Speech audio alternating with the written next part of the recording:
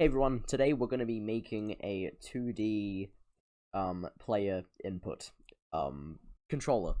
So today we're going to be looking at making sort of a top-down player controller, whereas we could also utilize this for a platformer.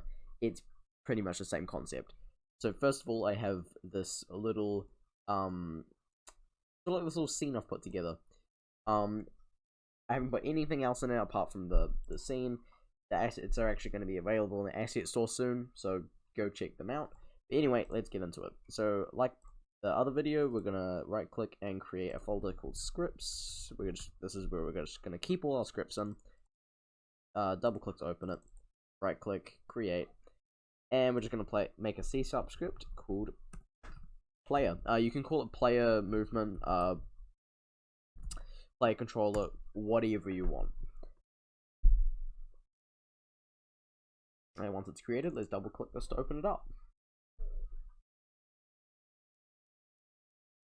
Alright, we're just going to remove the first two classes, and we're going to make not the first two methods, not the classes. We're going to make a public float called player speed, and this will control the speed of our player. We'll, actually before this, we'll make a private rigid body 2D, and we'll just call it RB for short. And this is pretty much everything we need to start. Okay, then we're gonna go into start, and we're gonna go RB is equal to the wrong one. RB is equal to get component. Open close. Rigid body 2D, and then we're just gonna close that. Cool. Now if we go into update, we're going to gather some input from the player. So we're going to have to gather the X and Y input. X is horizontal, Y would be vertical. So let's go make a float called X, and we're going to equal that to input dot get axis, open and close brackets, and we're going to go horizontal. And horizontal counts as horizontal is A and D, or I think the two arrow keys going to left and right. And then we're just going to multiply this by player speed. So if we're going to make sprinting in our game, which we are most likely, so we're actually not going to apply that here. We're going to apply that later when we sprint. We're going to make another float called Y is equal to input dot get axis. And then this time it's going to be vertical. So vertical axis is the W and S key, or the up and down arrows. Okay, so now we can actually apply this to our player. So let's go ahead and make a private vector2. Oh, we're actually going to make it up here with our other private variables. Private vector2, and we're just going to call it velocity. And we're just going to leave that for now. Now, down here, we're going to go velocity is equal to a new vector2, and then open and close bracket, and we're just going to go, so this takes in two different variables, which will be our, well, two different floats, which will be our X and Y, so we're just going to input X and Y, and we can actually multiply here by player speed.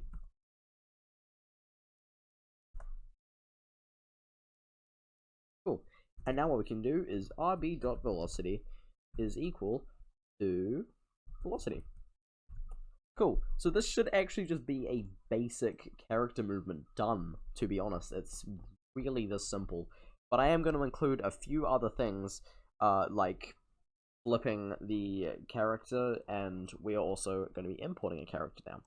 So again, these assets, all of them will be bundled up on the asset store for like $1, maybe even less, possibly even for free. Just go check them out. Link will be in the description when it does. But I just have this pre-made character player in here. Let's just drag it in.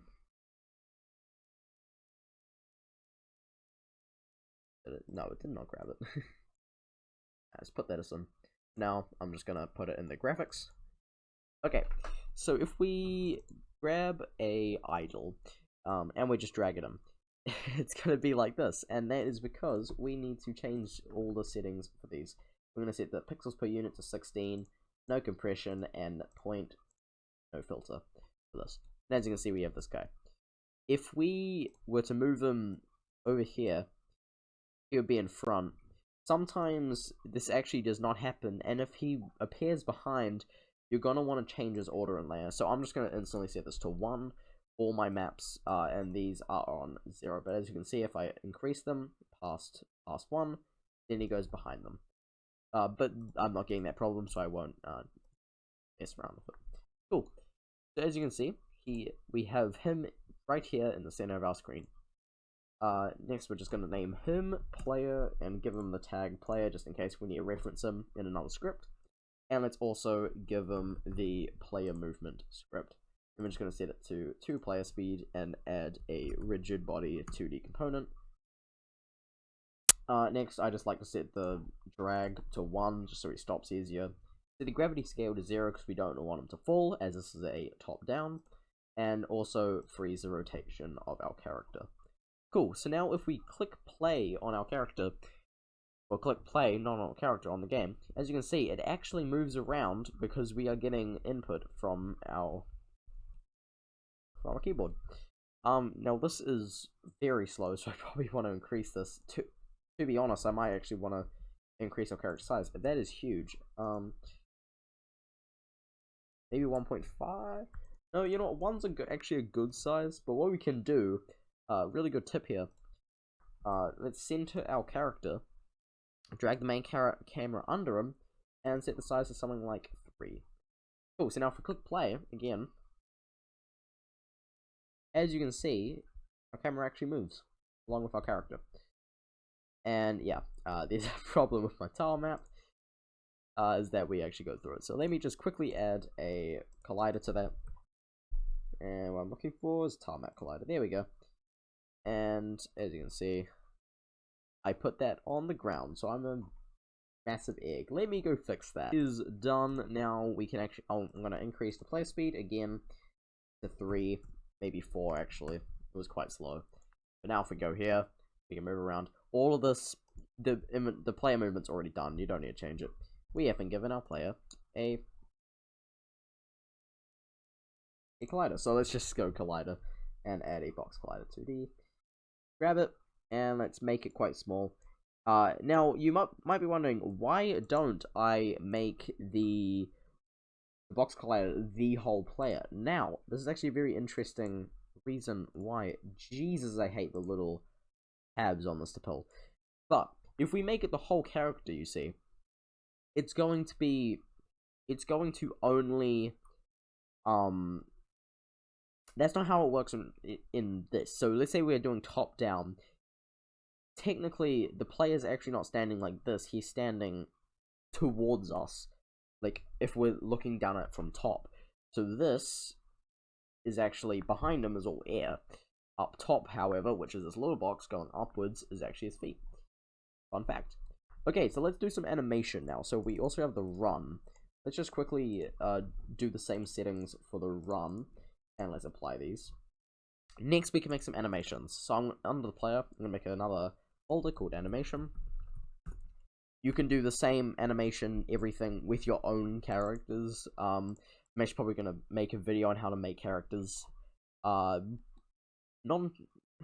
too long actually. It's probably in the next few days.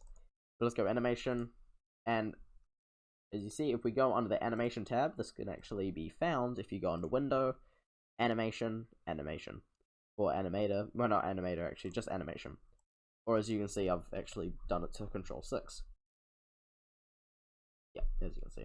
Cool. So now it says no animatable object selected. Let's select the player and click create. Now animation, we're going to name it idle because this is our first one. And we're going to go under the idle frames and we're just going to drag these in. I think I found that 0.5 worked well with this character for idle. And yeah, as you can see, that looks pretty decent. So we're just going to keep that. Cool.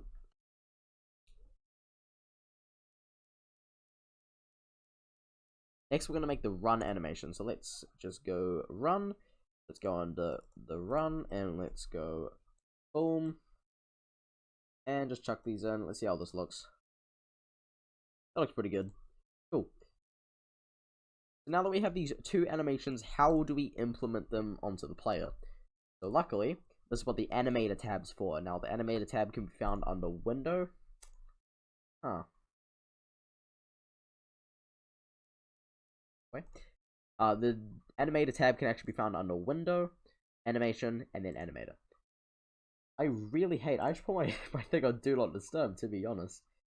Where is that? Focus this. There we go. Priority only.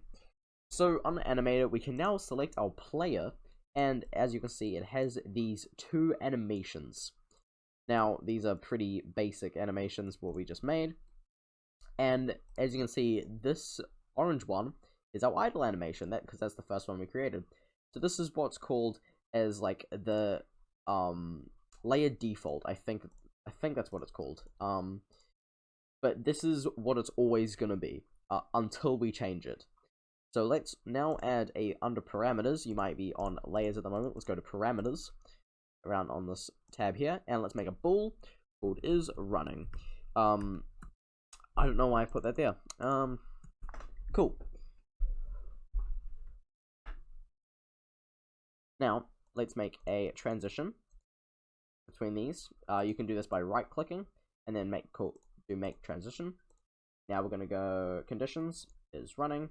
Set no exit time, and then conditions is running to false this time, and also as exit time is off. Cool. So exit time is pretty much, it lets the animation run before it changes to the next animation. We don't want that on, so let's turn it off just for ease. Let's just set that there also. So cool. So how do we change this through script? So let's go back to our player movement script, and we are going to make a private animator, and we're just going to call it anim. Actually, just cut that to be, yeah, it's for our rigid body, and then in start we can go anim is equal to get component, not get axis, get component animator.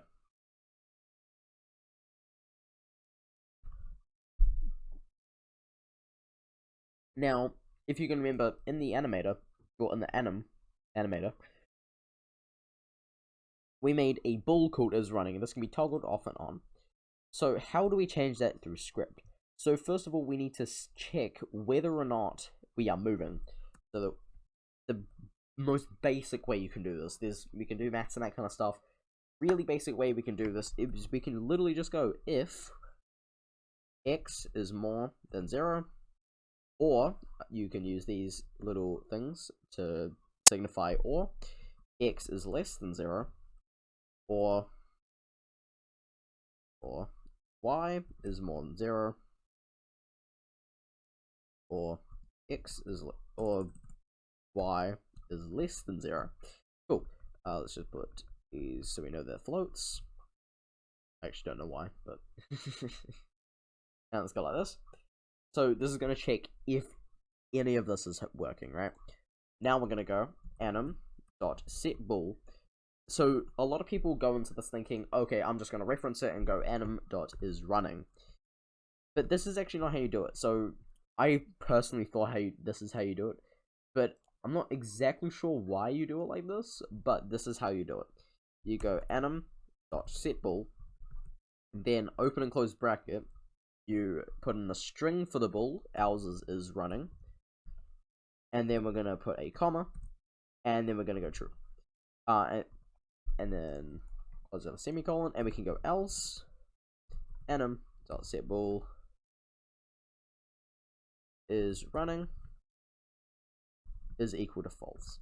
So this is just going to change it from is running or not. Once it's going to do all this, in the player, as you can see, nothing's going to show up, and it's just the same one. But we have an animator on here. Yes, we do, and that's connected to the player. Cool, so now if we go into here, and we start running around now, as you can see, it's actually doing it. It is moving, and if we don't move, it's gonna idle. But the main problem that you can see here is it's not flipping. It's not changing. It's just sort of looking one way, which does not work very well. I want to change that. Okay, so the best way we can do this is we can go if, another if statement, yes. If x is more than 0, or x is less than 0, yes, more input math. We can go, we actually need to make a reference to the, if we go down to the player, we need to make a reference to the sprite render. Alright, so let's go.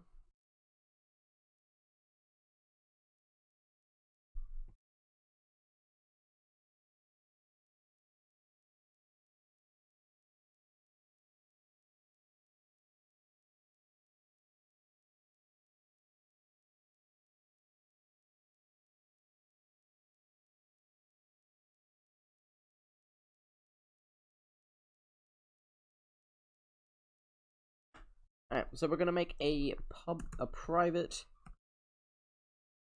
Yes, another private. We're just gonna keep all these private just to make it really easy. We're just gonna make a private sprite renderer.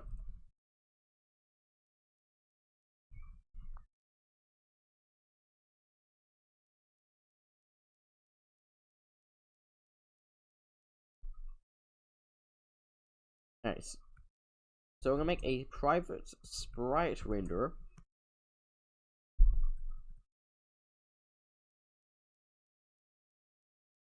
Alright, so we're gonna come up here and make a private sprite renderer. And just call it renderer. And then in the start, we can also go renderer is equal to get component sprite render. Easy. Cool. Now under here we can go renderer dot flip x. Yeah, it's a bit weird. Flip x if it's actually we can't do that really. That's really weird. So if it's we can also go else if x is less than 0. Yeah, I did that wrong. Please be listening, because you'd be wrong if you did what I did. Flip x, and if it's more, we're gonna go false. Else, we're just gonna copy and paste this, and it's going to be true. And instead of the brackets, we actually need to go like this. There we go. Got a bit of an error here. I forgot how to use it for a second. Cool. So now if we go into our character and we start moving about with no compile errors, let's just remove that. That is cool. Now if we move it around, look at this. We have a fully moving character. He can do pretty much nothing at the moment because we haven't given him any commands or functions to do. By the way, I don't know what's going on with his eyes. Look at his eyes. They're weird. Don't eye shame people, but seriously, dude, get your eyes checked out. But we can move around. We can't really interact with anything because we haven't set that up. But yeah, it's pretty simple and it's pretty goddamn effective. It works and it looks great. Like I said, all these assets are available on the asset store soonish. Don't go looking there yet. There will be a link in the description for it when there is. Anyway, guys, I hope you guys enjoyed. Please subscribe if you like the content. And have a good day, afternoon, nighttime, whenever you're watching this. See you guys.